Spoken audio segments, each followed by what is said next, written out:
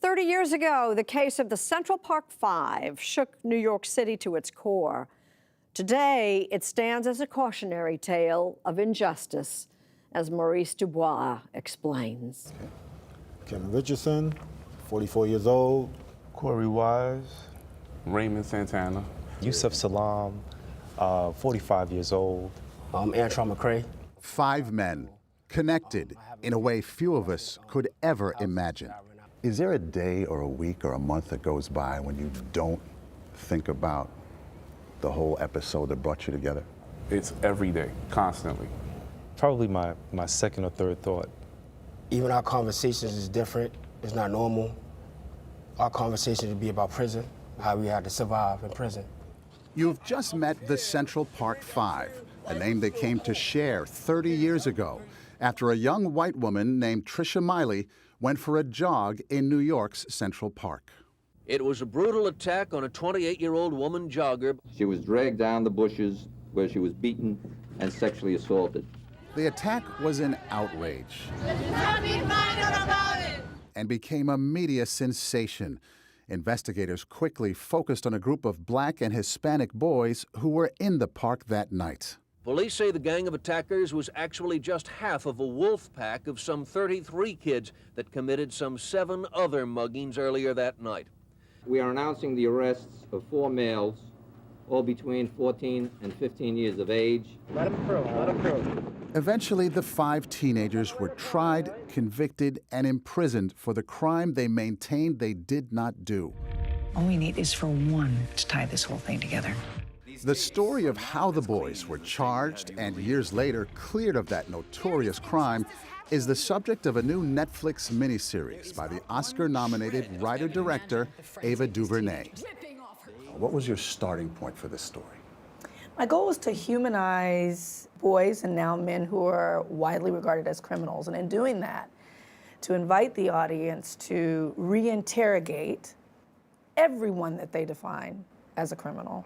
The series is called When They See Us, and DuVernay contends that what is seen all too often in criminal cases is race.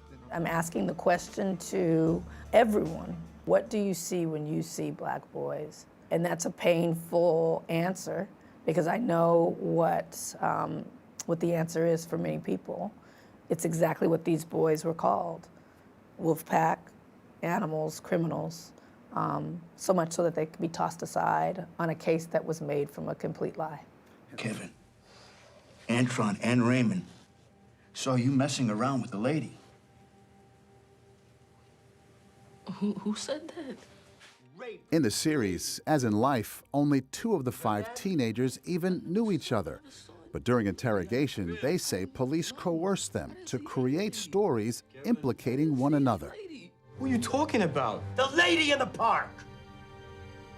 I didn't see a lady or hit anyone. Raymond saw you hit her! Who's Raymond? The men who lived through it say the reality was even worse. As soon as we get in, they separate us and they start working on us. And I'm hearing Corey being physically beaten in the next room. And I'm immediately beyond afraid. At the time, my mom, she suffered from a stroke. She had diabetes, and she left. And that was their time to get on me. And what happened? What didn't happen? We're 14, 15, and 16-year-old kids. Never been in trouble with the law, never had no police contact. These are seasoned veterans. This fight was fixed. I just kept telling the truth at first. They asked to speak to my father. My father left the room with them, came back in the room, he just changed. Cursing, yelling at me. And he said, tell these people what they want to hear so you go home. I was like, Dad, but I ain't do anything. The police yelling at me, father yelling at me. And I just like, all right, I did it. And I looked up to my father. He was my hero. But he gave up on me. You know, I was telling the truth. He just told me to lie.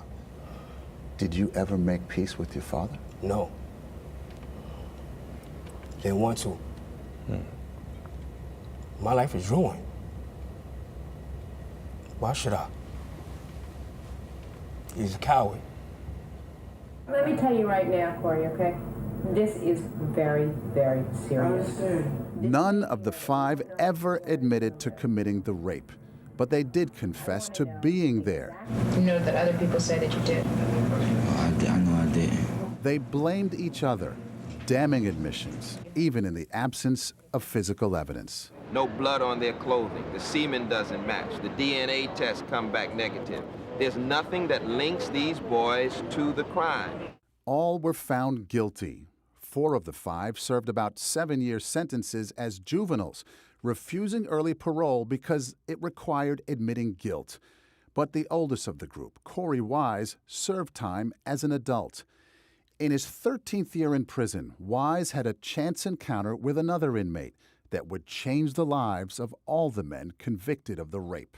The resolution of this whole tragedy came from something that I don't believe is happenstance. It's a coincidence that borders on miracle. Matias Reyes spotted Wise in a prison yard. So he's just talking to me. Wow, you still here after all these years? I guess so. They'd met years before, and he began to feel guilty that Wise was still in prison for a crime Reyes had committed. He saw Corey and was like, he's still here? I gotta tell the truth. Reyes confessed that he alone committed the rape, offering details about the crime that only the assailant would know. His DNA was a match, and the men were exonerated. The city of New York eventually agreed to a $41 million settlement, about $1 million for each year of imprisonment. Did the money make it better? We were able to relocate, put our children in better situations. Besides that, no. No amount of money could have given us our time back. Is there a life lesson for what you've been through? Truth. I preach to my kids, just tell the truth, be true to who you are. Honestly, the last time I lied got me 7.5 years for something I didn't do.